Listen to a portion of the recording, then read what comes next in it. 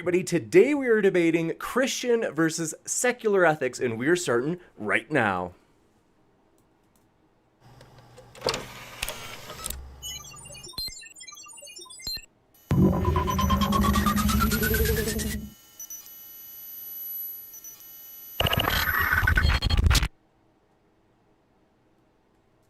Ladies and gentlemen, thrilled to have you here for this epic debate. Welcome to Modern Day Debate. We are a nonpartisan channel hosting debates on science, religion, and politics. And we hope you feel welcome no matter what walk of life you are from, as well as not only welcome to watch, but that everybody would have their fair shot in being able to make their case on an equal playing field. So with that, want to let you know we are very excited. If you happen to enjoy debates, consider hitting that subscribe button as we have many more to come. So for example, at the bottom right of your screen, we're excited to have YouTube's favorite daughter, Erica, will be back. She'll be taking on Shadow Dancer, and that'll be on creation, evolution, and in particular, human evolution this coming Wednesday. So that should be a lot of fun. And also want to let you know, if you haven't heard, Modern Day Debate is invading the podcast world. We are really excited about this, folks. Really big step. So this is an addition to YouTube. So in other words, feel free, check your favorite podcast app. If you can't find us on that app, let us know and we'll get on that app. So we are very excited to let you know about today's debate.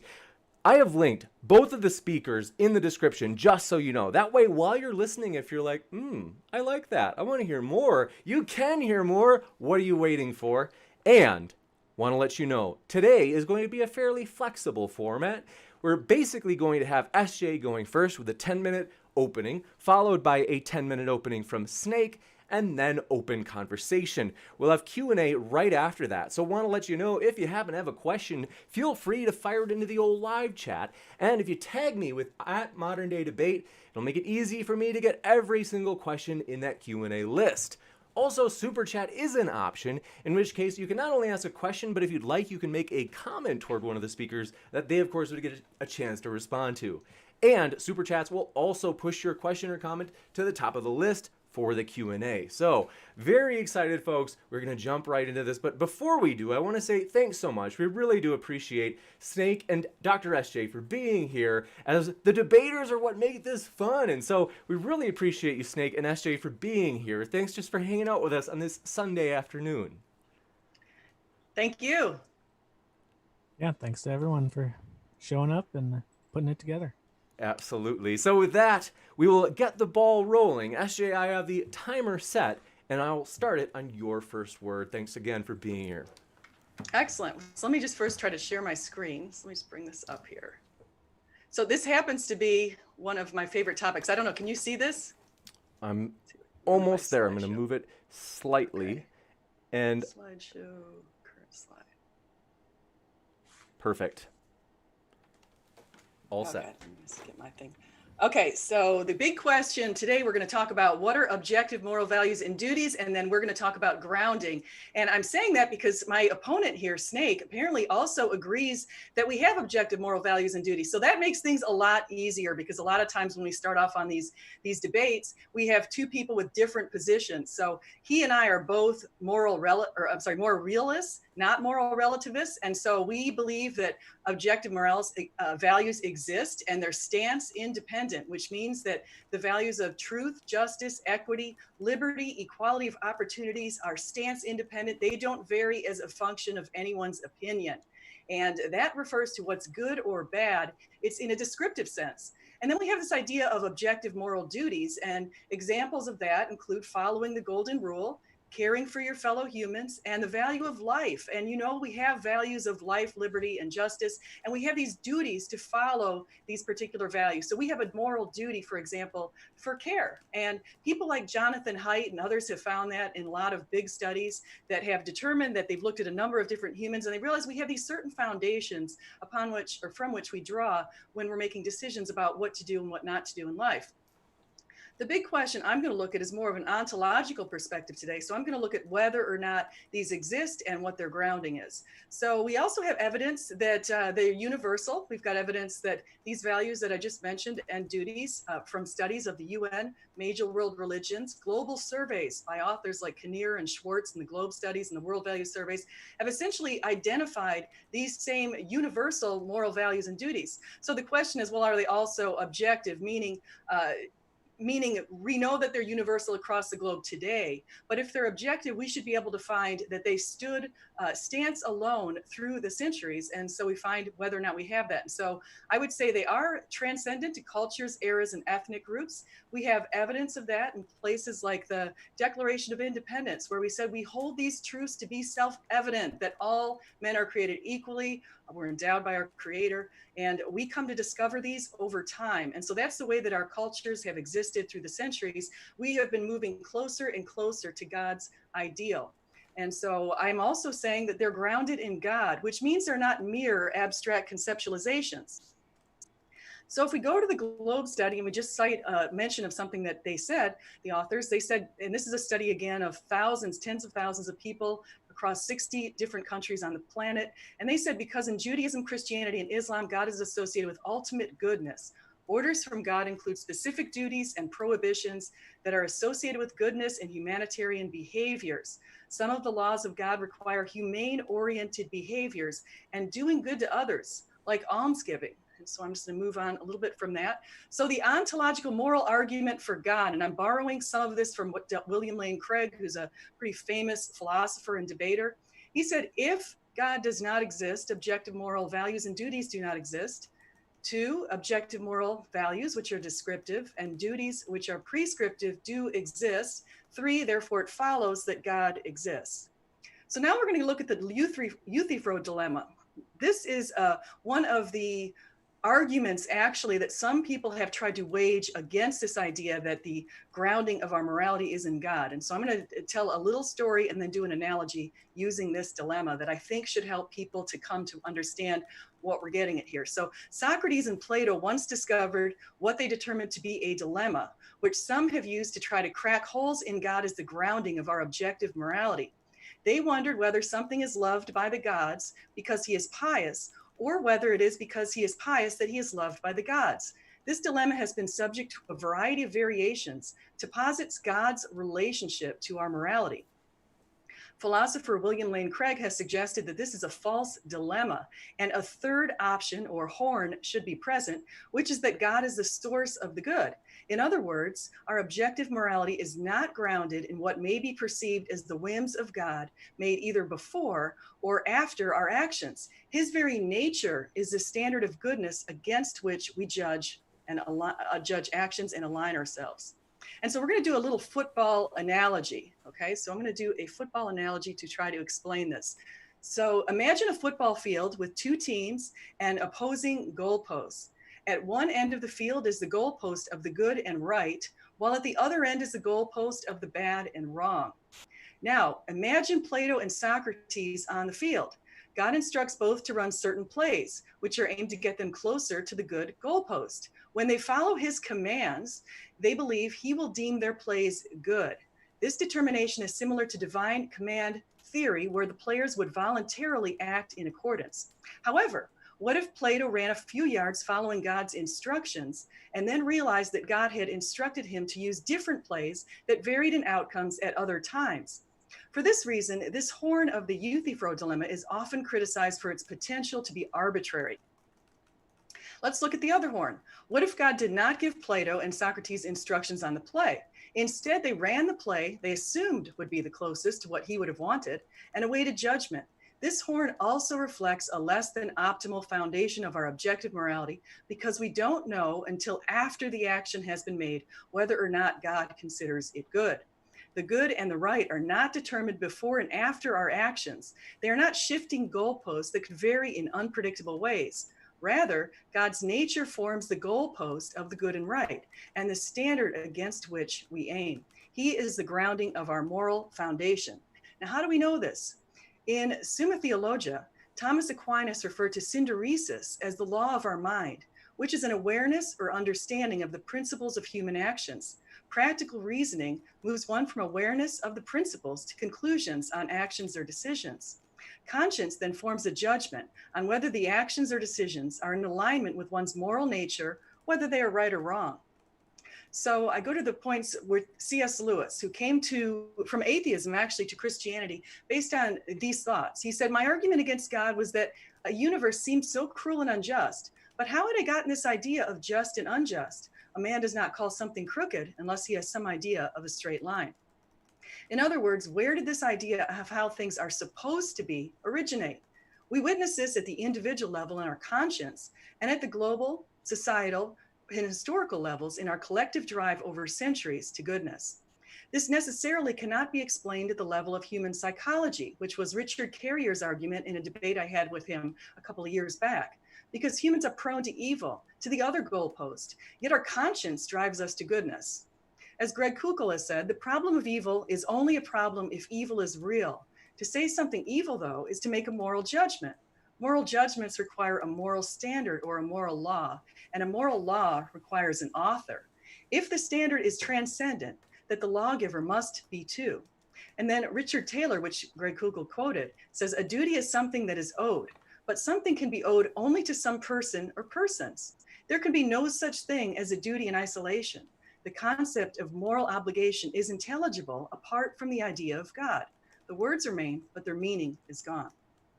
So to conclude, my opponent and I agree that we both have objective moral values and duties. We're both moral realists. At issue now is the source of the grounding. I have demonstrated that God's very nature grounds our morality. My opponent will have to offer arguments either to refute my position or to offer another explanation. Thank you so much. Thank you very much, SJ. We will kick it over to Snake Was Right for his opening statement. The floor is all yours, Snake.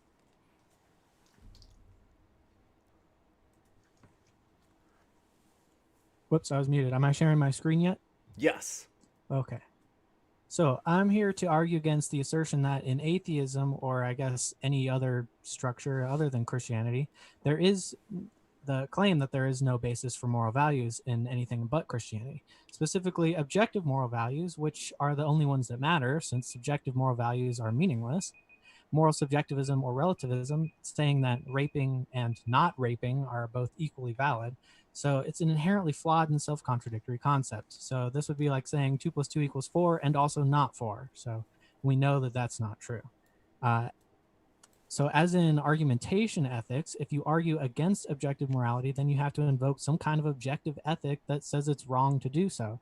So there has to be some basis of truth in a moral statement, because arguing against morals would be saying that it's true that you ought not have them. But the question is, how can we possibly measure this? Christians say that the basis of morality is the character of God. But this is just a way of saying that the opinion of God is what's good. But this isn't objective. At best, this is just subjective opinions of God, and it's just special pleading for the big man in the sky because he has more might, and we know that might does not make right. This kind of reasoning always ends with divine command theory, which is deeply flawed. So I'm here to also stand up against the idea that morality is based in a God. Either God is good because he is good or because he is God, the latter being divine command, but it cannot be the latter because it's begging the question. It doesn't answer what is good or why is God good. More specifically, if a God is good, if his opinions or his nature are good, why? Either God's nature is good because it is good, or they are good because they are God's opinions. As we know, merely being God doesn't justify the opinions of God. This would mean any opinion of God could be true, but God cannot make untrue things true, so God's opinions must comport with reality. They aren't just true by virtue of being God. And so if a God agrees that torturing a baby is for fun is bad, why does he believe this? Is this just a random opinion that he holds, or does he have reasons why there is some kind of problem with this behavior? If it just happens to offend him because the baby is his divine property via creation, then again, this is just an argument from might makes right. He doesn't like it, so it's bad. It's just a subjective argument and thus meaningless. His opinion and preferences do not hold special meaning. This is just a bad subjective argument, just special pleading, so it's a fallacious, meaningless statement. And we can show this again through argumentation ethics. By the mere fact that my opponent is trying to make arguments here. She has admitted the premise that rational arguments are what justifies claims, which means that God's position on moral statements must be justified and backed by some rationale and not by his power and authority alone. This is to say, God's positions must comport with reality, like that God didn't invent 2 plus 2 equals 4, that statement is true in all possible universes, and therefore God could know it, but he is not the source of it. So she has to explain why this particular God is correct in its opinions and stance on moral issues. You cannot do this simply by saying that his nature is good or he is the source of good by a self-referential circular argument of God is good because he's God. Stating God's nature is good is just another way to say God is good because God is his nature. So to go back to the original question, how can we measure for objective morality? Well, the same way a God would do this. Um, but what does morality even mean? It's a word that means good or bad behavior, essentially. And the way I would interpret that is that it's a system or ethic of universally applicable behaviors. Since if we can justify a universally applicable system of behaving, then this would be good behavior. Objective things, this would be objectively good behavior because it would have no logical flaws, for one thing. Objective things are not influenced by personal feelings or opinions in considering and representing facts. So, if we can find some kind of ethic that is universally applicable and consistent with reality, then we have found a basis for morality that any atheist or any God can use to make moral decisions, which a God would need to use in order to be able to rationally justify any of its positions or come to its positions with some kind of rationality framework. Otherwise, it's just random positions. So, what would this look like? Let's start with the definition of good. If we remove subjectivity, what we have is what an object is good for, and this is objectively measurable. What a system is good for, I would call degrees of freedom or what its potential is. So, if you lower the degrees of freedom, this is what would be considered immoral. For example, let's start at the very beginning. Existence is objectively good for more than non-existence is. And how do we know this? Well, true nothingness does nothing and has no attributes or qualities whatsoever. Existence has at least some qualities and can do at least one thing, and that would be exist. What the qualities of that existence is perhaps unknown at this moment. So this is what the basis for what good is. So essentially, the more a thing is good for, the higher its usefulness and moral value. The higher a thing's usefulness, the more degrees of freedom a system has. A human life has more moral value than an insect, since a human life has more degrees of freedom. A human can do more. A human is good for more than an insect. A system of ethics that is rational and has no special exceptions is internally logical and consistent and is good for more. It preserves more freedom in the system than not having such a system. So I have used no preferences or human opinions to get to this conclusion. So it's objective. And what I'm describing is specifically not utilitarianism, since in utilitarianism, an action is good if it is useful for the benefit of the majority, but that's completely irrelevant in this model. So the majority can still benefit off of unethical things that this model would find unethical, such as slavery or genocide. So utility to the majority is not my metric at all. My metric is how much the usefulness of a thing or system contributes to the total amount of degrees of freedom in the system, or how much it comports to an ethic that overall improves the total amount of freedom in the system. Value, or what a thing is used for, what it does, is objective. You don't have to be right, but if you're wrong, you're wrong. If you say or do something that is logically incorrect, you're just wrong. To what degree people are justified in stopping you from doing something basically that's illogical is based on how much good it preserves. So stopping you from, I don't know, cheating on your husband or wife, yes, that's wrong, but you would be creating a horribly oppressive police state if you actually punish people for it. So that's actually worse alternative. If you propose a thing is good that lowers the freedom of the entire system, then you're saying it's good to lower the level of goodness. So you're contradicting yourself and are thus incorrect. So that's the descriptive model, but what about the prescriptive? Why ought we follow this? How do we get an ought from an is? Well, one, we can ground this in objective truth. If you don't, you're advocating something that is irrational. The second thing is that we know that existence ought to exist, since if existence did not have an imperative, it wouldn't exist. then nothing would exist, and therefore we ought to be correct in how we approach manipulating the things that do exist in the universe. We ought to be correct in how we change the states of existence in the universe. Good is rational states of existence, since existence is good for more than non existence. Three, you need to invoke universally applicable behavior in order to say that we shouldn't use it. Here's an example. Going back, torturing a baby objectively lowers the amount of freedom. That is to say, it lowers the value of both the baby and the universe. It lowers the total amount that the universe can do, which it is good for, and thus this is a bad action to do. We can construct an ethic, something like violating bodily autonomy or aggression is wrong. And this is consistent with the objective facts about morality, and it is internally consistent ethic that is not self contradictory, so it is rationally valid. You cannot do this by basing morality on God. God must go through this process that I've described if he wants to be correct or to construct his moral values, and thus objective morality is independent of who or what God is or what it thinks. God is dependent on this. So if we have to ask ourselves why torturing a baby for fun of it is bad, can we answer it objectively with this system? Yes. Can we answer it with morality as God as its basis? No. Saying God is the basis of morality gets us nowhere. First of all, there is no content in that statement by which we can draw conclusions from. We simply have to wait around for God to reveal it to us, and we can never get there on our own. And secondly, we don't know whether this is true or not. It's just being told to us and dictated to us. It isn't just the fact that something that claims to be a God is saying something is not a justification for why that God is correct in saying it. I can accept that a being could be right about everything and correct about everything, but then this leaves the question of how do we know it is right about everything? How do we know that this being is the being that is right about everything?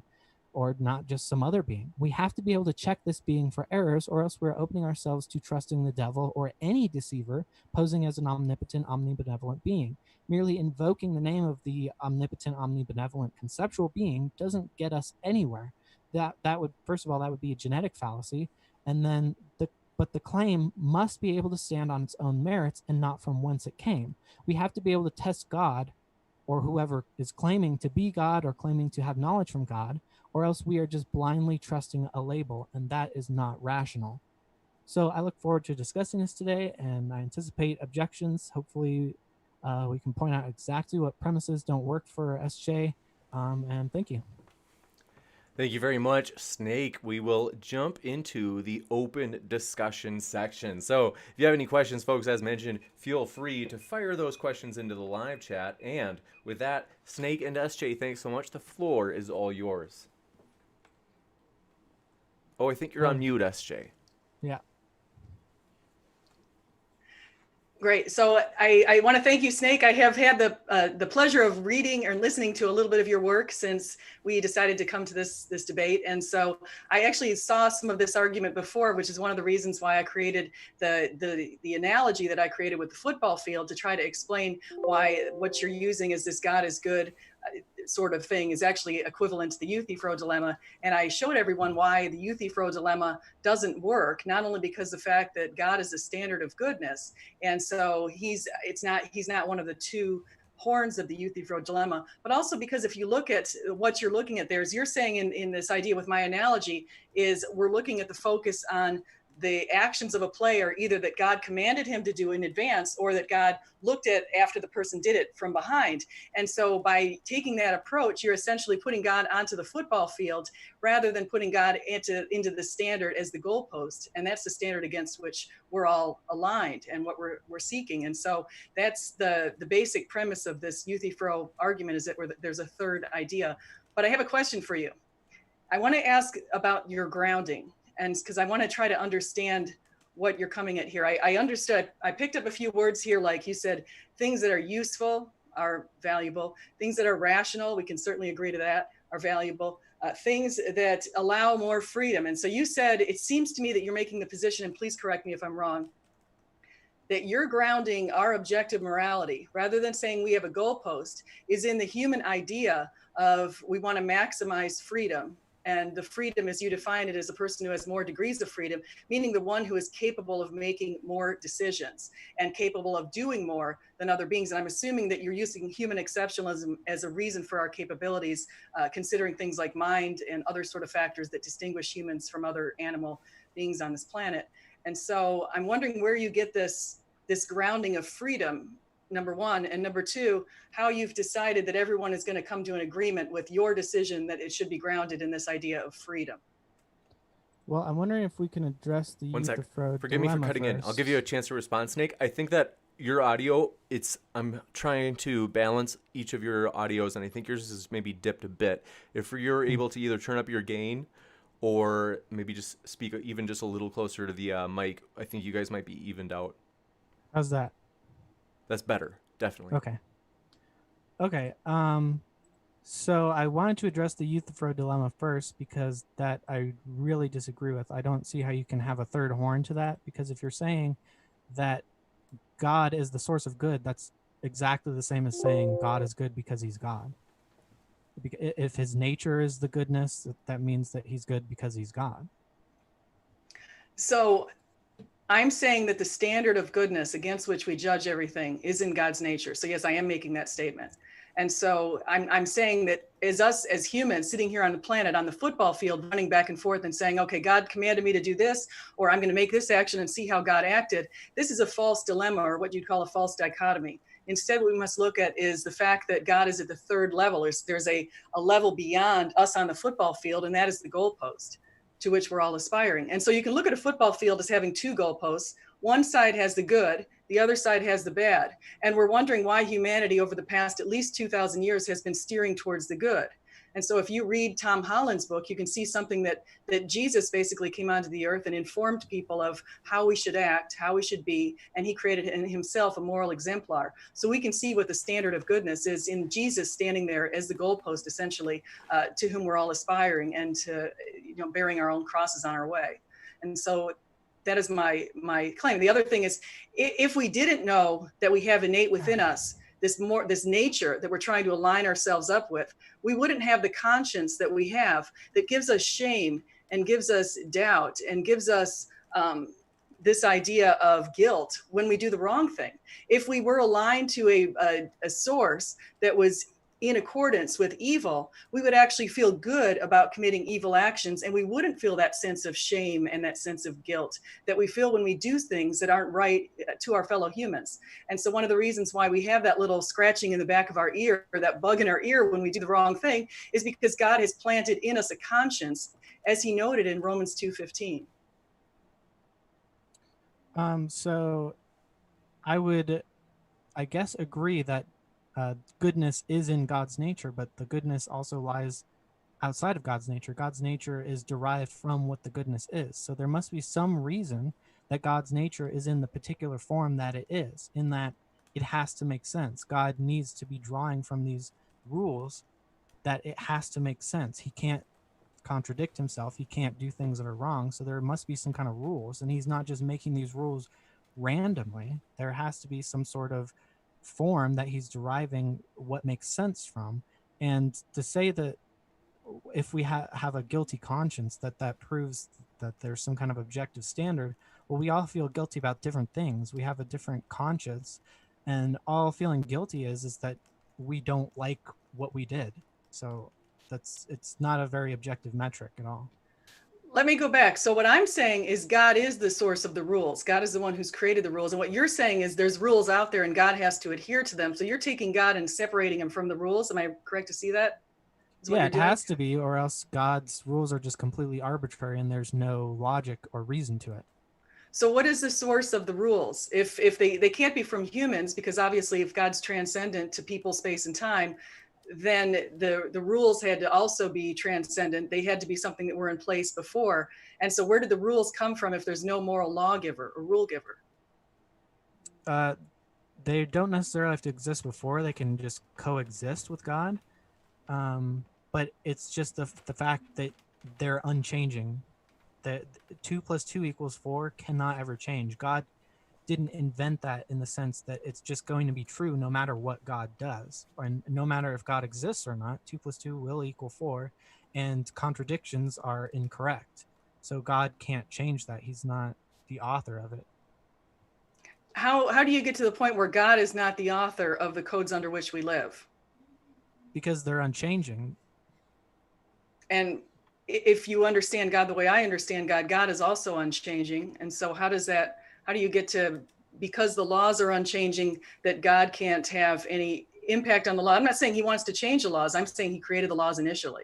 He set up the game about 14 billion years ago at the Big Bang. And so 14 billion years ago, we have in the beginning, we go back and we can say that time, space, and matter as we know them today had a different form if they even existed prior to the Big Bang 14 billion years ago. So we say, what existed prior? Well, it had to be timeless, spaceless, and immaterial. And so any qualities that were brought into the universe had to come from somebody who had those same qualities. So we also know that the person would have to be transcendent to the universe and would have to be personal, essentially, and intentional, because God set the rules in place, essentially. So 2 plus 2 equals 4 has no meaning prior to the Big Bang necessarily, because we can't understand that. But what we do know is that whatever existed prior to that had to have these qualities and also have to be omnipotent to be able to start the universe and power it in the way that it's today, as it revealed to us today. Well, I'm saying that they're not causally dependent on God because it's just true no matter what. And they could have come into existence at the same time or both just be eternally existing at the same time. But God needs to have some sort of reason or rationale behind his moral system. Otherwise, it's just random. Right? So God needs to have a rationale behind his system. Let me just ask a little bit about that. So why does God need to have a rationale behind the rules that we're governed by? Because he needs to, there must be some reason he doesn't like torturing babies. So what would you say that reason is?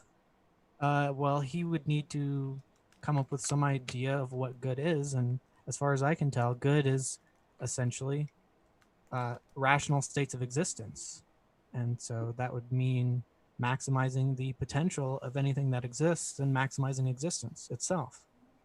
I completely agree with you. I think you and I are on the exact same page. I think that God feels that's good, and God has established that same thing. He wants to maximize our human potential, and he wants to make sure that we come to this planet, do the job that he's intended for us, and he has morally sufficient reasons for our experiences on this planet, which sometimes aren't the best. We all go through and have to bear our own crosses, for example, but he has morally sufficient reasons that this existence, which we consider temporary, will help us get to the next.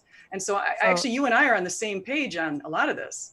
So I'm just trying to get at what are those reasons, and what is God using to come to those reasons? Why does he feel that way, if he's correct? Why does he feel? Well, I think that if we look at, for example, if we look at the example of Jesus Christ and we say, why did Jesus have to come down to the planet? Why, of all the world religions, is there only one religion where people don't have an acts-based religion? Essentially, we're a religion based on faith in Jesus Christ, as he did the work for us. And you say, well, why did he have to do this? Why did he have to go through the bloodshed and all of this kind of stuff? And why did he have to sacrifice? And this is the whole reason behind our human experience. That's the great thing about Christianity, is it helps explain our purpose, our meaning, our destiny, how we have this objective morality, the moral exemplar to which we are trying to be more like. He explains everything, and he explains through his own sacrifice that he gave his life for the benefit of us. And so that what we do on this planet is geared to get us towards heaven. He opened the gates of heaven for us by sacrificing himself for our sins. He actually unified and rectified God's perfect justice, which means he needs to condemn us for our sins, and God's perfect mercy, which means he's also going to forgive us. So you can't do those both together unless someone's going to pay the price for the sins. And so the one who did that is the sinless lamb, the Passover lamb, and he was the only one capable of actually paying the price for our sins. So that whole thing on Calvary helps to explain our human existence and why we have such a hard time down here, and why we all have to bear our own crosses, and why Jesus promised us we're all going to pretty much go through some sense of hell while we're down here. There's going to be suffering. No one gets off this planet without suffering. And so to put that all together, Christianity is the greatest package there is because it explains all of that for us. I don't think it explains how God got to those conclusions, though. Like, Now, why do we have to know how God got to the conclusions? well, it would be the same way that we get to the conclusions. It would just be rationality. Like, why does God care about any of it? Why is it valuable to God? Why did he make, why is he rational? Why is that good? So, well, that's a good question. So why is rationality good? Because it's not incorrect. Okay. So it's not, so how do you label if something's correct or incorrect? Like how can you make a case to an animal, for example, that acting rational is a good motive? Well, you can't. They're not moral actors, and that's why they don't have, we can't hold them accountable for moral systems. They have to, we can only hold rational beings accountable. But it doesn't mean that an animal dying is good. It's, I would say that it's bad, but we can't hold a lion accountable for what it does because it doesn't understand what it's doing. So And then, I actually agree with you on that too. We're coming to Yeah. some agreements. but it's like, I don't see how we can use God as a basis for morality because we just have to wait around for God to tell us what it is. But I think if God's morality is rational, we can come to the same conclusions using the same reasoning that God did. And actually that's essentially true. God has thankfully given us the ability and the desire to be rational, consistent human beings. He's given us the desire to be reasonable. These are things that go outside the animal planet. He's given us a desire to be truthful and to love our neighbors as ourselves, and even going beyond just basic intuitions and moral reasoning. He's given this conscience to us, so we know when we don't act correctly. And we know, for example, here's the example of, if we go back to moral intuitions theory and we look at some of the work from people like Jonathan Haidt, there's this idea that humans have reasoning and intuitions to guide us towards where we need to be. And if we look at those two foundations, you say, okay, well, is that all there is? Well, what would explain the fact that if I'm standing at the end of a pond and I see an alligator in the pond about to attack a little boy, my intuition says to run away. My reasoning says, should I run away? Should I not run away? My conscience jumps in and says, you go rescue that little boy, even though you're going to risk your life. That's something that God has given us. And that's one of the beauties and the ways that we can point ourselves and align ourselves and our nature with God's nature. He's given us this conscience to have a direct communication between us and him. Well, people have all kinds of different moral intuitions. Some people would not feel guilty at all. They'd just be saying, well, it was basically already in the jaws of the crocodile and I had to save myself. And some people wouldn't feel guilty at all. Some people might even take pleasure in it and laugh that the crocodile was eating someone. So I don't see how that's a metric.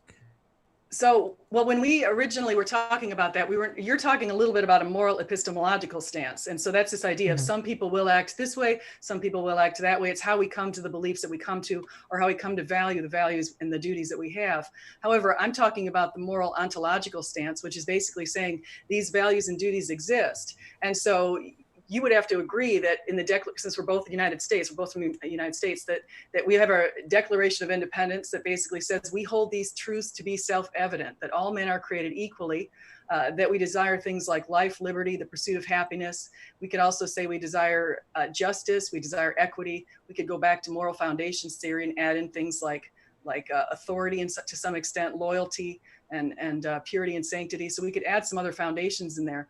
But we say to ourselves, where did this come from in a universe where there's no moral lawgiver? If somebody, like under the epistemological view, if somebody says, well, I don't want to follow those laws, even though I know the laws are there, that's the interesting thing. All humans have this sense of consciousness. They've even done studies of psychopaths. And they found out in the study of psychopaths that I've seen is that even the psychopath knows what's right and wrong. They just don't care. And so there's 1% of the population considered psychopathy. Another, say 3% are considered sociopaths, which are kind of related to that. And this idea that they don't care, but the vast majority understand what's right and wrong. Everybody understands what's right and wrong. It's a matter of the vast majority know that they care about it. Their conscience is going to bug them. The psychopath, not so much. And so But we're not operating on what they call operating at the margins. We're not operating based on exceptionalism or acceptance, exceptions, I should say. But so what I'm trying to say is that we have these guidelines that exist to life, liberty, justice, and we have a sense of conscience that lets us know if we've met those guidelines. And I'd say this is guided by God's nature.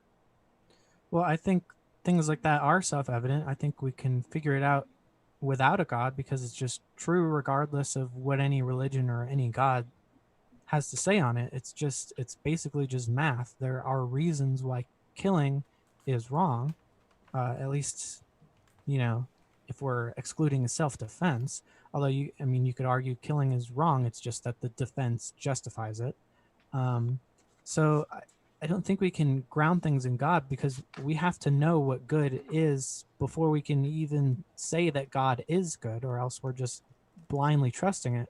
So especially is it possible that a deceiver could claim that it's a God? So yeah, absolutely. And deceivers have claimed that they're gods. We have a great example of the biggest deceiver claiming that he thinks he's equivalent to God. And so yes, we definitely have that. If you read Psalm 82 and you look at some of the work of Michael Heiser, you're going to find some really interesting stuff as far as the sons of God reference there. And you can connect that actually with Deuteronomy 32 and Genesis 10, Genesis 6, Genesis 11, these different verses, and also with some other things. And you're going to find that there definitely is a spiritual presence in this world aside from what we've mentioned with God. There are essentially other beings, spiritual beings in the world that a lot of people don't realize that is actually in the Bible, in their Bible. And so, this one of the things I want to say is, yes, can somebody else come and say that they're God? Sure. What we think is we have the highest power is God, and we're aspiring to him. He implanted a conscience within us to be more like him. And some people choose to live up to it. Some people don't. There are definitely differences. But one of the things that unifies us, and this unifies you and me and everybody else, are a lot of these different studies that have been out there have identified this too, is we have these things that we can say. You said before, what can you say is good? Well, we would say things like fairness is good. In fact, Jonathan Haidt found that everybody pretty much values care and fairness. And so we can say caring for other people, caring for the environment, caring for animals. Care itself is a good quality. And it's just something that's sort of innately hardwired within us. And so the question is, if people choose to go against that, they choose to go against their very nature, and they don't obey it, by what metric are you going to be able to judge them if you don't have a divine moral lawgiver who gave us the rules in the first place? Well, so we would have to have some kind of standard by which to be able to say that this lawgiver is good or not, by which to judge whether it's true and what is good. And God would have these same realizations if he's correct. So it's not the fact that it's coming from God, it's the fact that it's true and logical, and God can't really affect that. And then for as far as the intuitions, people obviously have different intuitions about abortion, but I guess a better example might be taxation. Like, some people have the intuition that taxation is necessary for civilization. Some people have the intuition that it's just theft. And then, so how do we decide that? It has to be decided by logic. And if a God comes down and says, okay, well, this or this is actually true, we can't just take its word for it. We have to be able to say, okay, well, if this answer is somehow self-contradictory, it's wrong. And if this answer is not self-contradictory and comports with the truths of reality, then that's correct. And thus, we don't need a God at that point. A God might help us get there if he was more of an interventionist. And then, for example, like Hitler, when he conducted his genocide, he thought what he was doing was the right thing. And we can argue whether he was suffering from psychopathy or something like that, but it wouldn't matter because he legitimately thought that killing off the Jews was the right thing.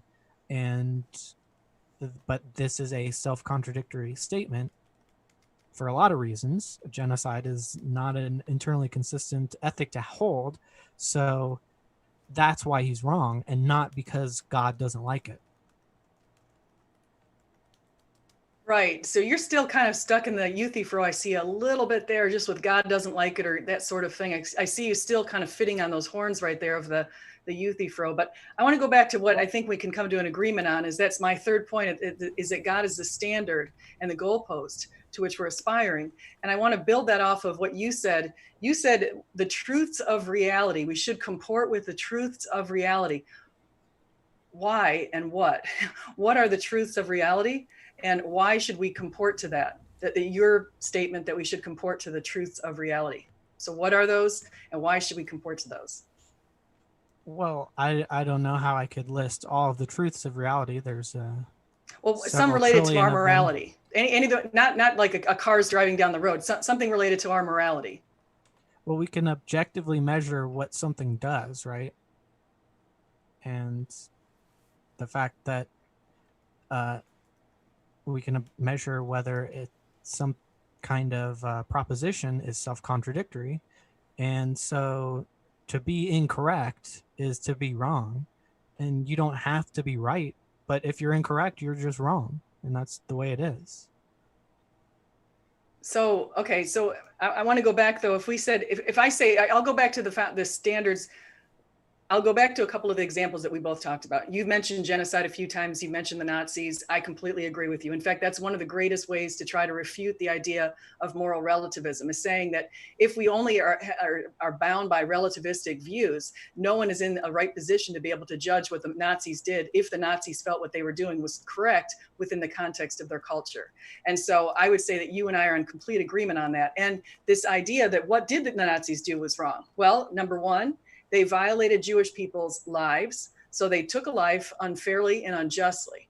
Okay, so they were not fair, they were not just, and they basically murdered people, which is completely egregious what they did to the Jewish people in World War II. You and I and the whole world, I think, hopefully is pretty much on page with that, except for a few fringe lunatics out there. So if we look at the idea of life, justice, and liberty, we'll just mention those three because we took the Jewish people's freedom. Life, justice, I'm sorry, we'll mention four: life, justice, freedom, and equity. So we've got four different areas that we could go from. How, if you say the truths of reality, and I'm saying that among those values are those values right there, how do we establish whether number one, how did those come about, those truths of reality under your moral framework?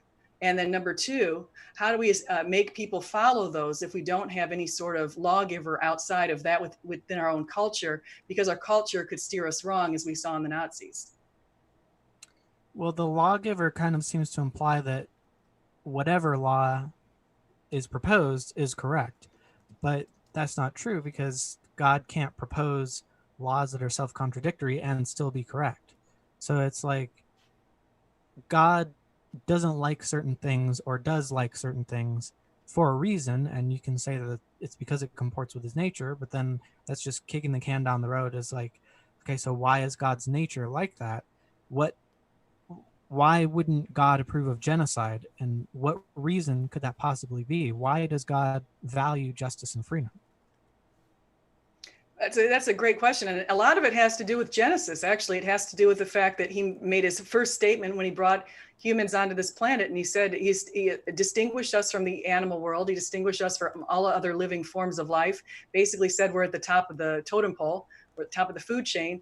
And he also made us in his own image. And I think through that idea of being made in the image of God, that's given us a sense of value and importance. And he's imbued that in us through our conscience. And so I would say the reason why we know that we have these certain truths that are self-evident, and this idea that we value life, liberty, equity, and justice. And I didn't even go into equality because that's kind of a weird one. and it's weird because humans actually aren't equal, but yet we value equality of opportunities. And that's pretty amazing. And that's also, I would say, based on Tom Holland's book, a pretty nice outcome of Christianity. His book, if you haven't read it yet, is called Dominion. But my whole idea though with you is now, if you say yes, these are truths, these are within us, we're going to question God on how he came to these truths. I think that you're getting a little ahead of yourself and saying, instead of questioning God how he came to the truths, why don't you question how you came to those truths without thinking that there's any sort of force behind them? What is the force behind these truths that's compelling you to act in accordance? Well, that's the whole point of the model. Is I'm saying, how would a God do it? Because if a God is perfectly moral and perfectly good, then he must have some kind of perfect reasoning behind it. And so why would being made in his image be good? It can't be just because he's the most powerful. There has to be some inherent value in whatever his nature and the creations that are modeled after him is. And it's just self-referential to say that, well, he's good, therefore his traits are good. There has to be some kind of thing outside of that where, okay, he's good because he's not making any mistakes or something like that.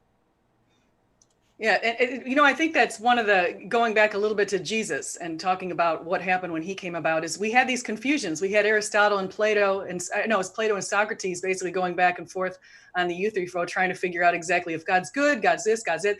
Everyone's trying to figure out what the gods are doing. And at that time, it was the gods. They were trying to figure out exactly what that meant. And so you enter Jesus, and he's saying, okay, here's what's going on. I'm the standard. I am the bread of life. I am the one who's basically going to guide you into heaven. And act like him, act in accordance. And so we saw the example of what we need to be like through him. And ever since then, this whole idea that we used to, prior to that, women were given barely any value in society.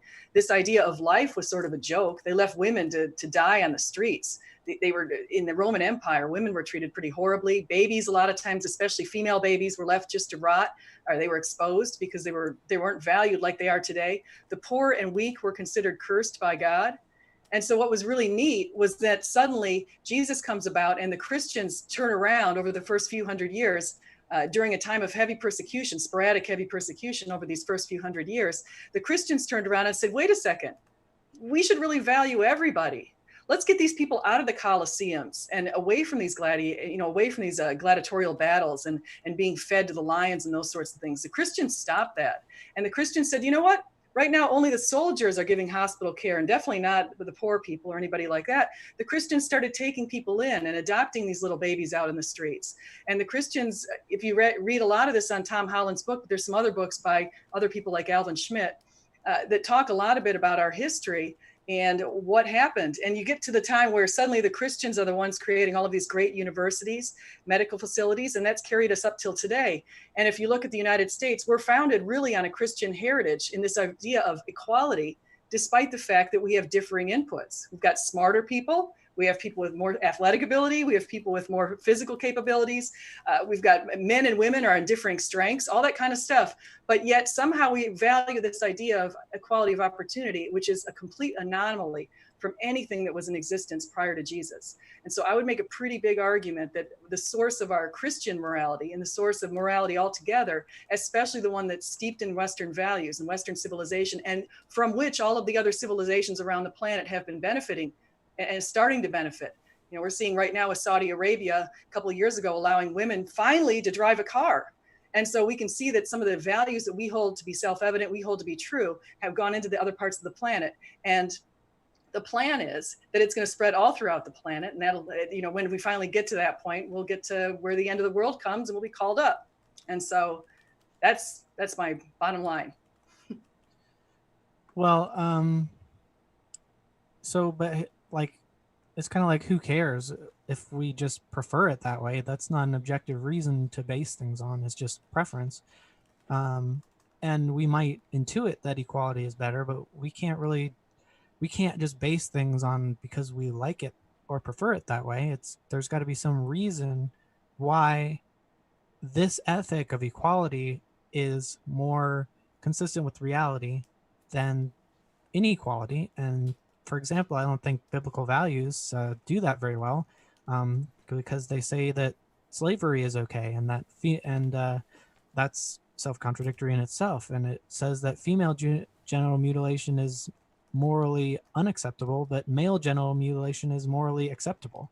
So I'm seeing contradictions in the biblical values. So that means that either there's some kind of deceiver claiming to be God, or that there's some problem with just taking edicts from above, because these edicts seem to contradict themselves.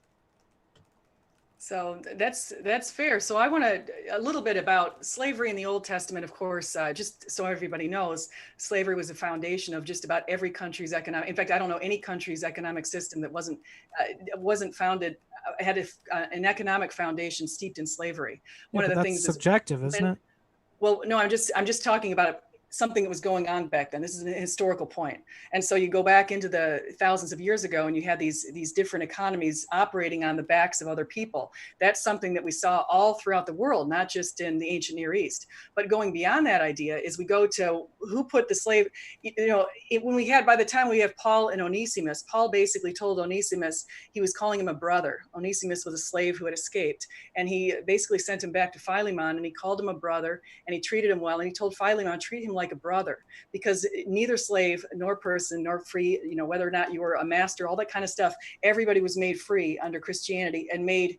And so the Christians were the ones who realized they had to get rid of this slave trade, and they were the ones who did it. And very sadly and really egregiously, the Atlantic slave trade came about in the early 1600s, and suddenly we have this whole idea come back to the United States and throughout, in Western Europe, we've got this, another slave trade. Well, who put that out? Well, who are the Christian abolitionists who actually looked at the Bible and looked at the passages and realized, wait a second, this isn't what Jesus wanted. Jesus said everybody's supposed to be free. And the Atlantics and the slave trade that we had over here, the antebellum slavery, that was pretty egregious. And it wasn't even at all consistent with this idea that you're supposed to, if a slave escapes, you're supposed to care for him, according to the Bible. Another idea that came about that we were in violation of in North America was the idea that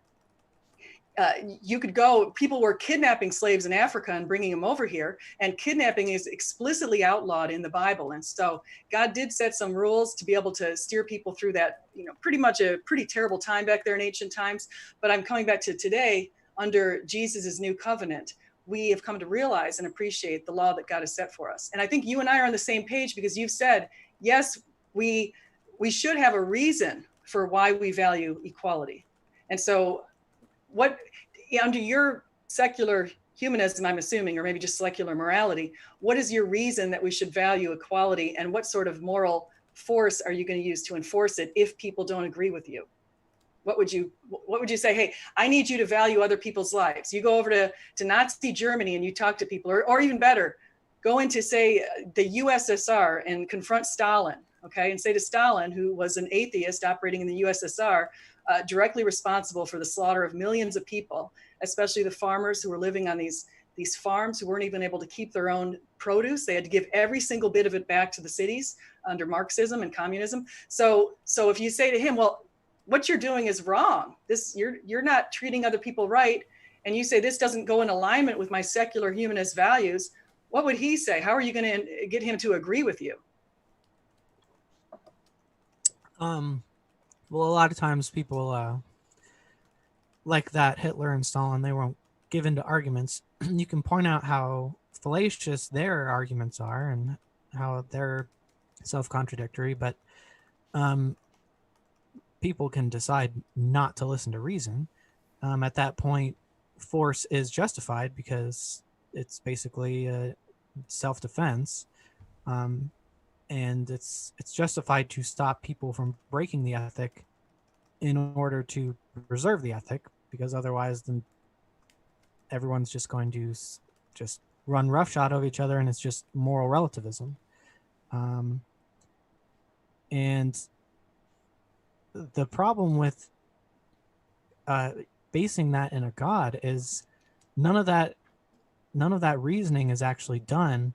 You don't have to weigh whether what you're doing is rational or not. You just say, okay, well, God said so, so it's okay. And the only thing, to go back to slavery a little bit, that God has to say on slavery is that you can have slaves. That he doesn't say anything else. And in Ephesians, I'm not sure if it's still Paul speaking, but it says, slaves, obey your earthly masters with respect and fear. And so these things we can point out have logical flaws in it. So the idea that it comes from God isn't helping us at all. We have to use logic and rationality to evaluate these claims anyway. And so if a God was correct, it would have to adhere to these laws of rationality. So Okay, so under my system, I'll just say what I could do. If under a system like my system, if I'm trying to appeal to somebody, say like Stalin or Pol Pot or Mao Zedong of China, Pol Pot was in Cambodia. If I were trying to appeal to them in the 20th century and try to bring a reason why I can go, as you said, let's bring force on them. They're doing the wrong thing. They're acting in an unjust manner. If I want to try to enforce that, I have to have a metric that stands above the level of a government. Okay, so I can use the United Nations as maybe a global effort, but what if they don't accept the values of the United Nations? It's just like they don't accept the values of God, but I should be able to appeal as an American or as somebody who does understand the force of God. And there's many people in the world who do believe in a moral lawgiver and a moral authority. We have that appeal. I mean, that's one of the reasons why Friedrich Nietzsche said it'd be so scary if we had a world without any sort of an external appeal beyond the level of the government leader. And he predicted, or portended, if you will, portended what would happen in the last century with the slaughter of 120 million people. And so the idea is, under a system like mine, number one, our conscience is in alignment with God's very nature, because our nature is in alignment with him. We're made in his image. Number two, we have an authority against which we can judge our actions. We know what the standard of goodness and life and value is because we were seen it by Jesus Christ. And number three, we're able to actually appeal to people around the globe, at least if they hold similar values to ours, whether or not they're Christians, even if they're someone who holds similar values, even the secular humanists, they value life too. So we can appeal to their sense of values if we want to get them to collectively act. We have a stronger metric than the secular humanists, though, because they can certainly just say, well, I don't agree with what you're saying. They can just say that. And you say, well, here's, from the Christian's perspective, we have a place we can go if somebody doesn't just agree with us, and we can show them in our Bible, in our text, this is exactly how Jesus would have acted under this circumstance, and this is how he expects you to act. And people can pray and question themselves and wonder if they're acting properly, and God will give them the news. Basically, gives them help, perspectives by giving different aspects of himself and his nature. So I'm just wondering so under your system, and you said that you're gonna have a source of force going into Russia. Say you're going into Russia. Say Putin right now decided that he wants to invade the United States. Well, actually, that's not a good example.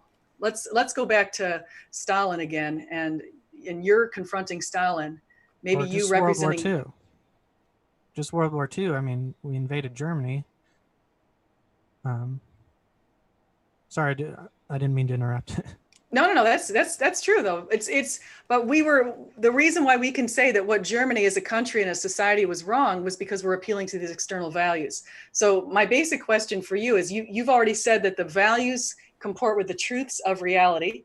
We identified some of these truths of reality as things like life, liberty, equity, and justice. And so my question is, what's the metric of enforcement under your moral system?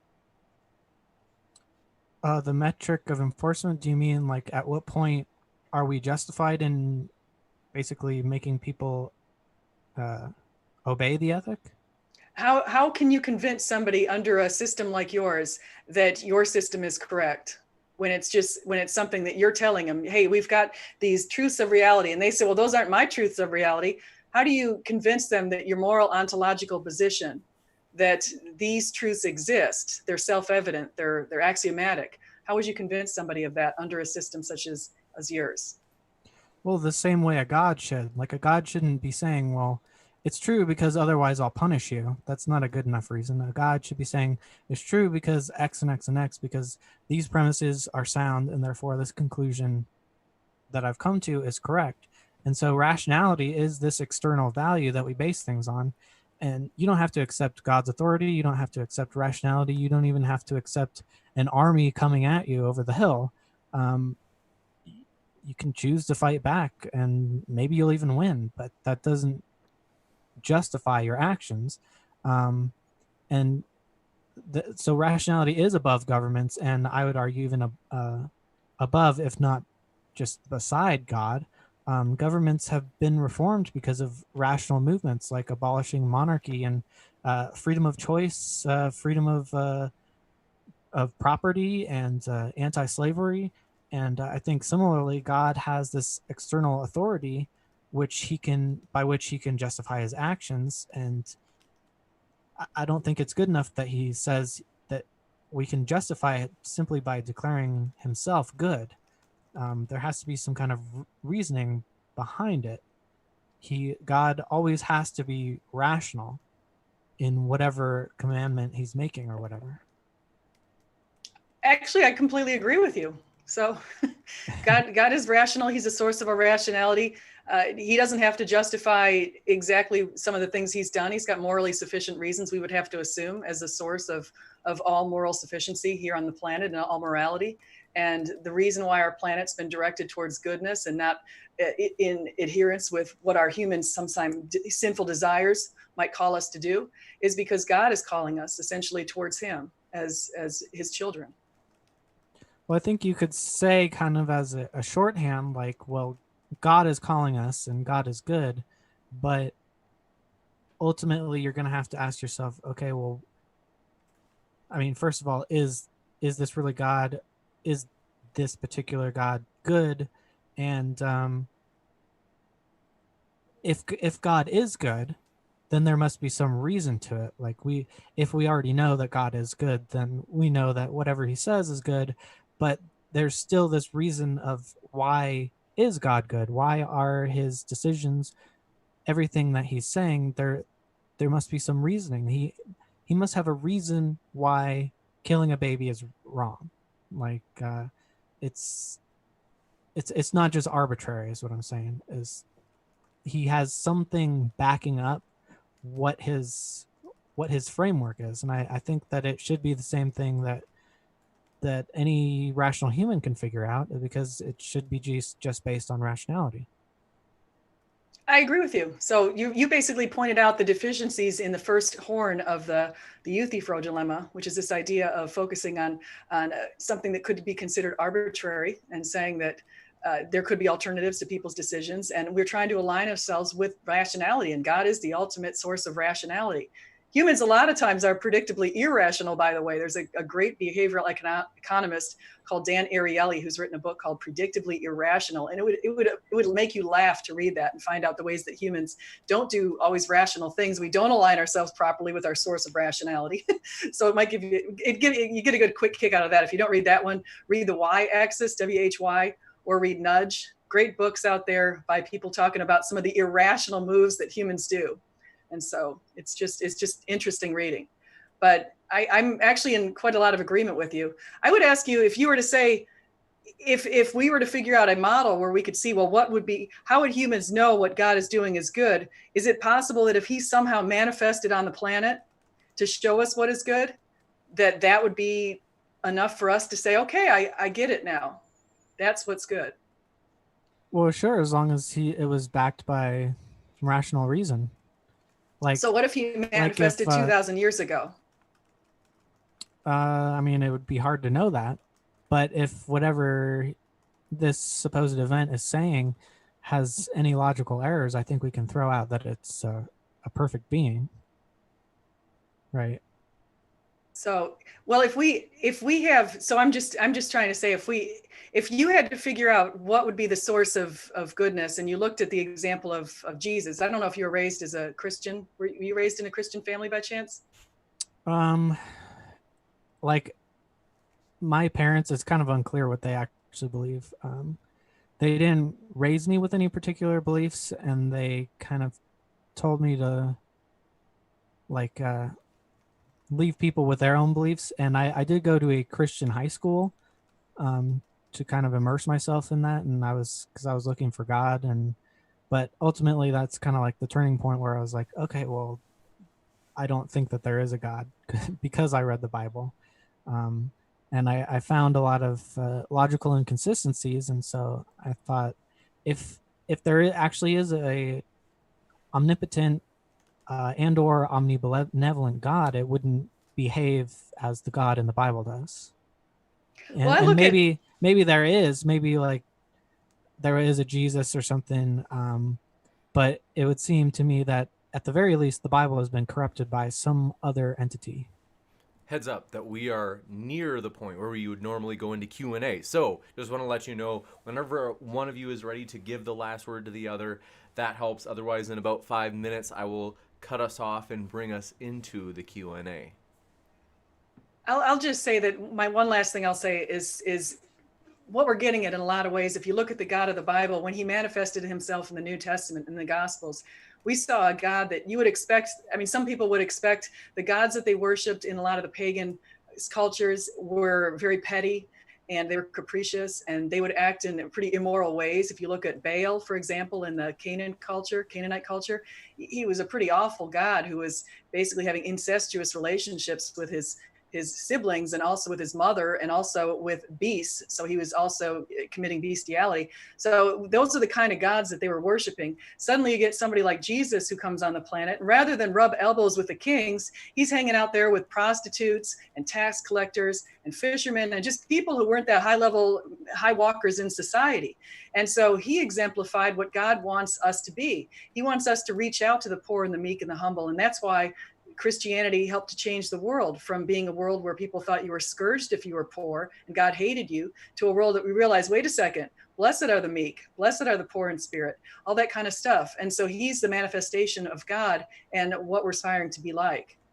That's my last word. Yeah, and I think that there are some good things in the Bible, but I also think there are some pretty abhorrent things in the Bible. And so while I would take those good things, I would say that it's kind of incomplete and has some problems with it. Gotcha. And with that, want to let you know, folks, thanks for your questions. We will jump into that Q&A mode. So first up, appreciate it. This one comes in from our dearest friend, Dwayne Burke. Nasty guy says, snakes on a plane was disappointing. Ooh, you've got a critic out there, Snake. Thanks for your always the villain.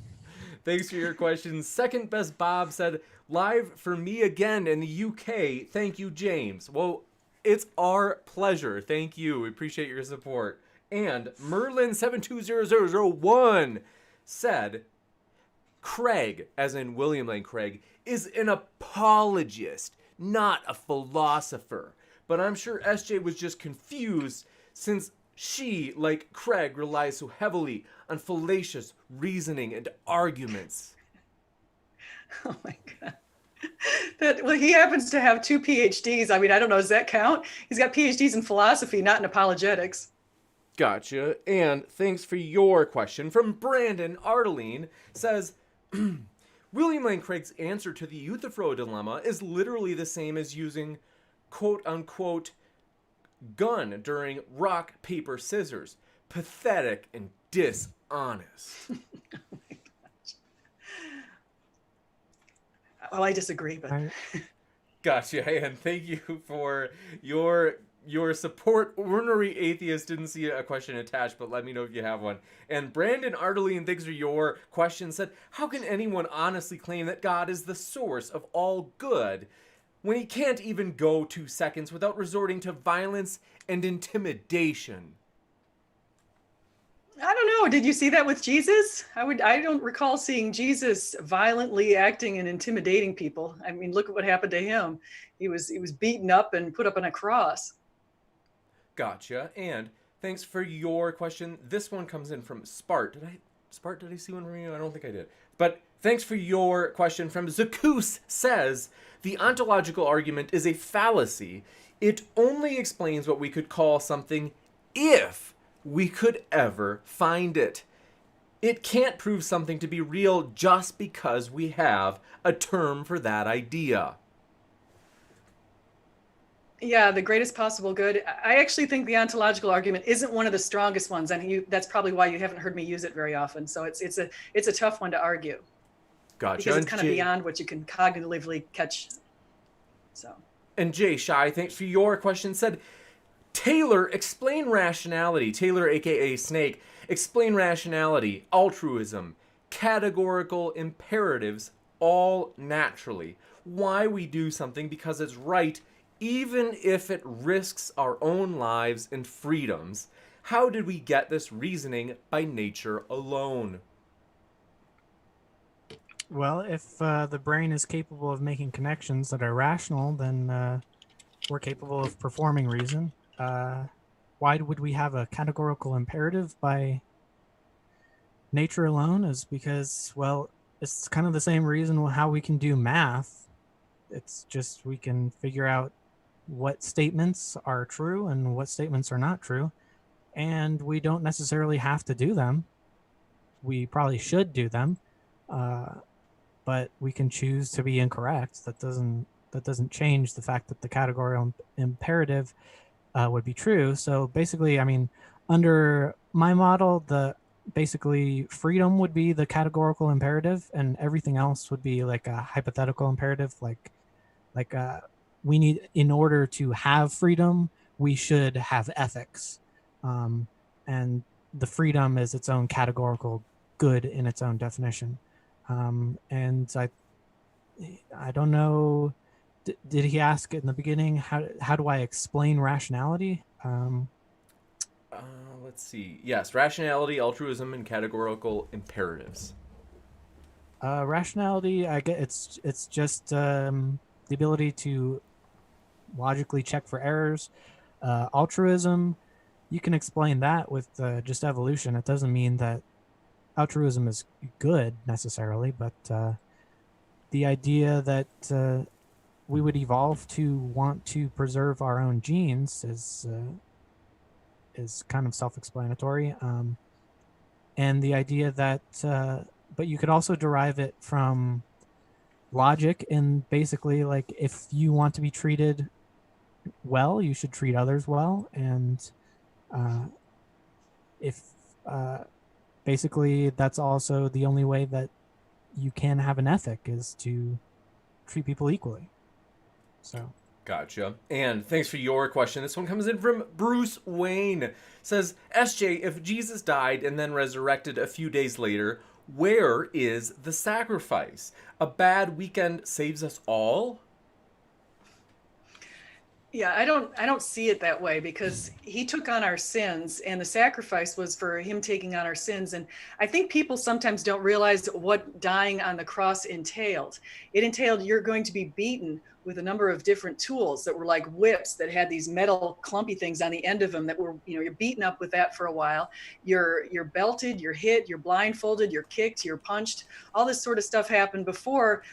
After you're covered in blood, you're marched naked in front of everybody along the streets, and people pelting, spitting at you, doing all sorts of different things. Finally, you're hung up on a cross, naked again, so that the birds, all these other kind of animals, can pick at your eyes and everything else. You're sweating, you're covered in blood. It's probably the most abhorrent form of death, and that's one of the reasons why the word crucifixion is equivalent to excruciating, because of the amount of pain. It was the worst death that the Romans figured out, and it originally came from the Persians, but it was the worst death they figured out that they could inflict on people, because it was such a terrible death. And so it wasn't merely a bad weekend at Bernie's or something like that. This is a truly egregious thing that he did. And the other thing is, you have to remember, it was painful for Jesus when he was on the cross, looking at his children and looking across the lands and seeing the pain in their eyes, and seeing even the people who had done these things to him. He looked with mercy on them. And one of his last words were, "Father, please forgive them, for they know not what they do." And so that sort of thing is a pretty amazing action that he did for us. And he did it for everybody here. Everybody who's listening right now, you're all welcome into that kingdom. All you got to do is just say, "I'm in." Gotcha. And thanks for your question. Comes in from HEL9000, says, Bible condones slavery in several passages, including Exodus 21, 22, verses 2 through 3, and Ephesians 6, verses 5 through 8. I assume SJ isn't in favor of slavery. How did SJ come to this belief? Why is this standard better than the one set by God? God didn't set the slavery standard. Basically, humans were the ones who were enslaving each other. And a lot of humans during those times were very poor people, and they would sell their services. They sold themselves into indentured servitude, essentially, where they'd move in with the person that they decided they had a debt to pay. So they'd move in with them and they'd do work for them until they paid off their debt. And in a lot of cases, it was limited to, say, 7 years. If they were Israelite slaves, for example, they were limited to 7 years before the slaves were freed. And so it was a completely different model. But beyond that, let's not forget, that Paul equated the slaves with everybody else. Jews, Greeks, slaves were all on an equal plane with Jesus. And then Christians, again, as I mentioned earlier, Christians were the first ones who made this end. Christians made it end during the Roman Empire, and Christians later on in the abolitionist period in the 1800s in the United States and in England, like Wilberforce, they were the ones who were a major force in the Puritans behind making slavery end. And it's because we realized that's how Jesus wants us. Jesus came down here to show us this is how we wanted you to be. We didn't seem to be getting it in the Israelite times, how they wanted us to be. And so we go to the year of Christianity, the time when Christians came about, suddenly we understand, okay, this is how God wants us to be. Gotcha. Well, and thanks didn't for Paul, didn't Paul actually say that we should obey, that slaves should obey their masters as we would obey Christ? So I don't. It's kind of similar to saying we should obey. It's kind of like when Jesus also said we should obey the government. And so when they talked about, when he looked at the face of the coin with Caesar, but we're all slaves of Christ. Yeah. So it's just it's a word. In fact, the word that they use is EBED. I forget how you pronounce it, ebed or ebed, but the word that they use basically also could be employee, it could be worker, it could be servant. There's a lot of different uses of that particular word when you speak to the slaves, the word that was used in the Bible to refer to slavery. And actually there's a guy called Peter, what's his last name? Peter, he's out of England, Williams. And he's talked about, they changed the word in the Bible. If you go back a few hundred years, the translations of the Bible that talked about the word ebed, initially the first translation would come back as that means servant. And so it was, and so then you go back to the translations that are coming in later, and suddenly they flip that, and slavery is the first translation, and then number 2 is the servant. So kind of it's interesting thing to think about with slavery. But the idea with Paul is he equalized all of us. And so I would say that that's why Christianity views individuals as all of value.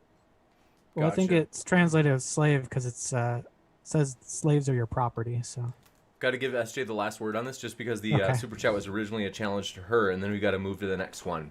Yeah, actually, and I'm just realizing ebed would have been used in that's the Old Testament. That was the Hebrew word. I shouldn't have mentioned that word, but the translations coming in from the Old Testament talking about slavery back then initially were coming from the word ebed. And then in the New Testament, obviously, it was written in Greek. And so it was whatever the Greek word was. Gotcha. And thanks for your question. This one comes in from Cosmic QQ. Says, question for SJ, how can a God that committed a worldwide genocide with the flood be a standard for morality?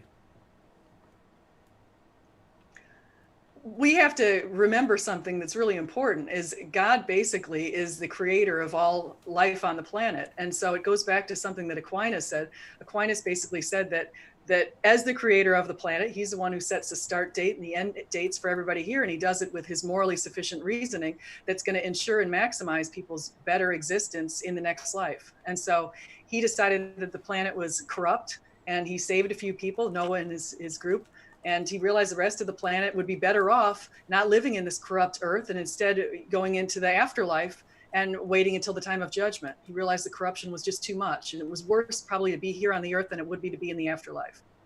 Gotcha. And thanks for your question. This one comes in from, Ornery Atheist didn't see one, but let me know if you have one you want attached. And Merlin72001 says, the transatlantic slave trade created, propagated, and justified by Bible-believing Christians using the Bible to show this was what God said.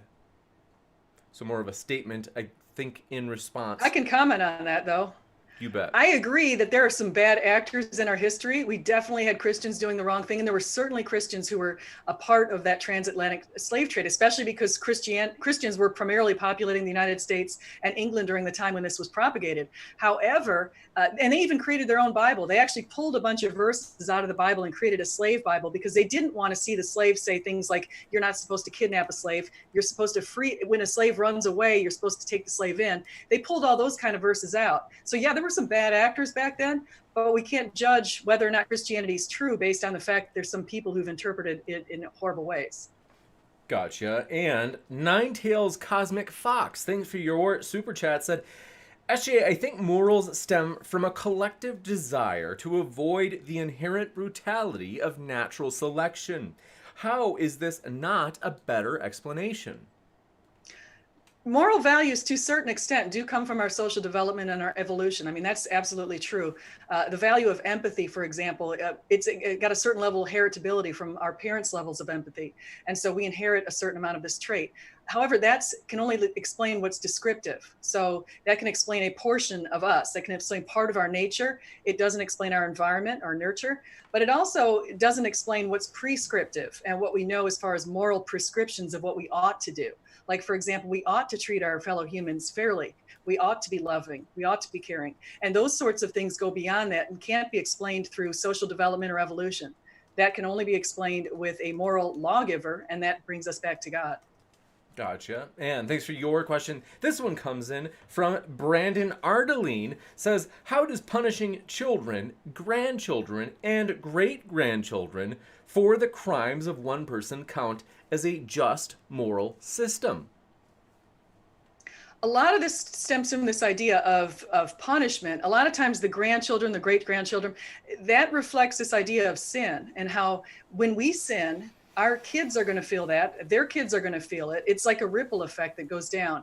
And the human condition is a sinful condition. And so it just keeps rippling. And so people are going to feel the punishments in future generations for our own actions. And that's unfortunate, but that's what happens.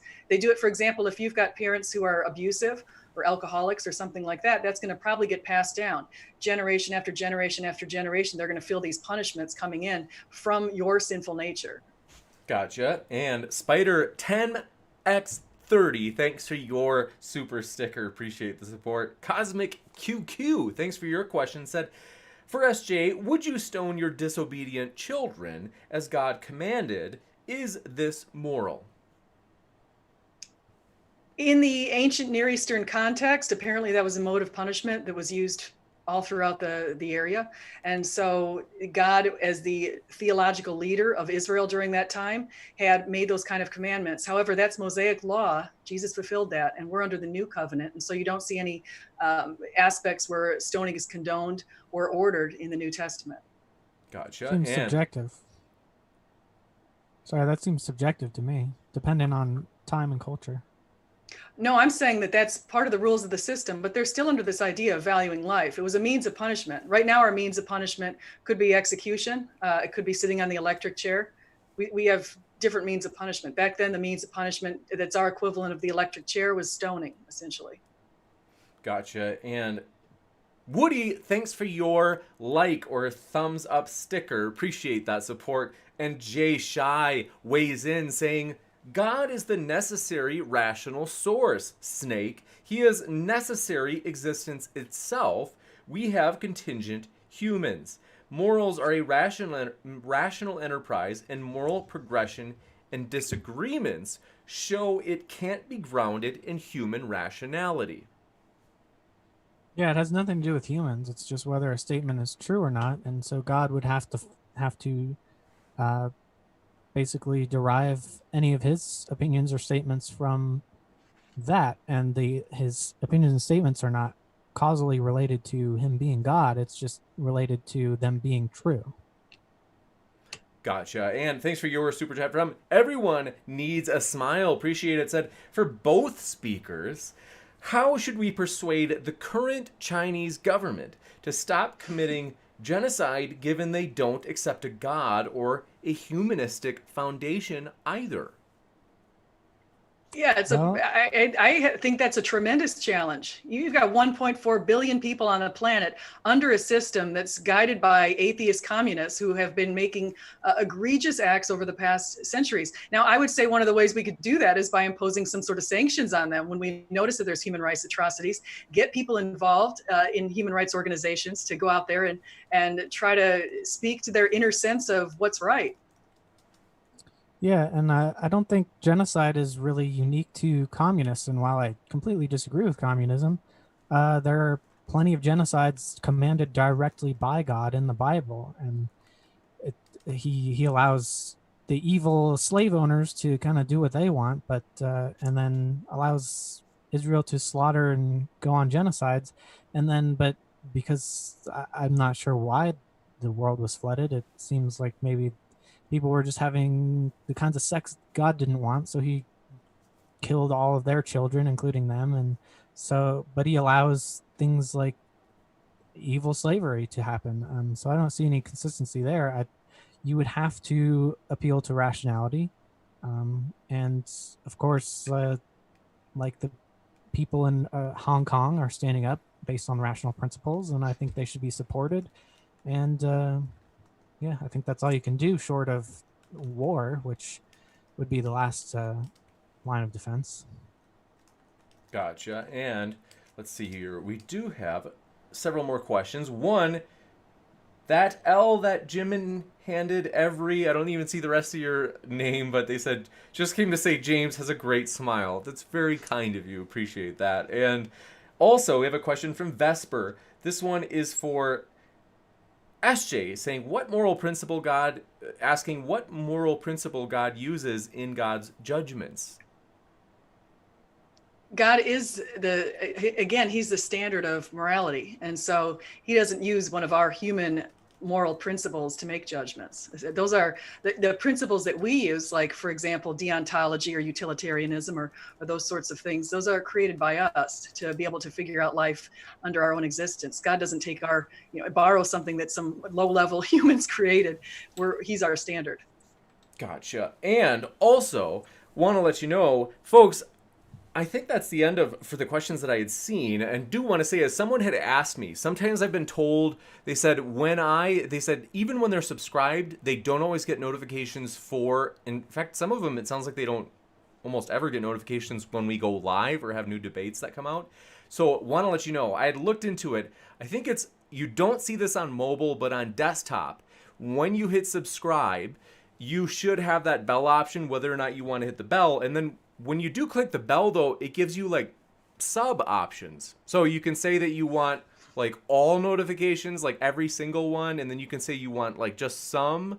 And I think you can even click, for some reason, like you can click like none. I think that's a sub option under the bell. So in other words, that's basically just specifying how many alerts you'd want. And so just want to let you know, in case anyone's had confusion, I don't think it's that I don't think YouTube is trying to censor us. So I think that's probably just what it was if people have not been getting notifications. YouTube is, so far, we've been under their good graces. We haven't had any strikes yet. So despite our best efforts, but no, I'm kidding. We do enjoy hosting these types of debates, though. They're controversial. If you're sick like us and you like these controversial topics, encourage you to subscribe if you haven't already. We've got a lot more. We want to give you a reminder as well. Both of our speakers I've linked in the description. So that way, if you're listening, you're like, I want to hear more of that. Well, you can hear more of that by clicking on those links in the description. So one last thank you to Snake and Dr. SJ. We really appreciate you guys coming on, hanging out with us on this it's depending on where you are in the world, Sunday afternoon or night, or maybe even Monday morning if you're in Tokyo. So thanks so much, Snake and SJ. Thank you. Really appreciate it. I really can't thank you guys enough for the platform and opportunity for the discussion. So thanks. Absolutely. So with that, folks, we hope you have a great rest of your day or night, no matter where you are. And as we had said, if you enjoy podcasts, hey, we are on podcast now. So hope you find that useful or valuable. And so thanks so much for hanging out with us, folks. I can't express enough just how much I'm thankful for everybody's help, as this channel truly is a community effort. It's kind of a community-owned channel. And so thanks to everybody, the debaters, the mods, for always kind of keeping an eye out for that, any of the potentially nasty stuff that once in a while comes in.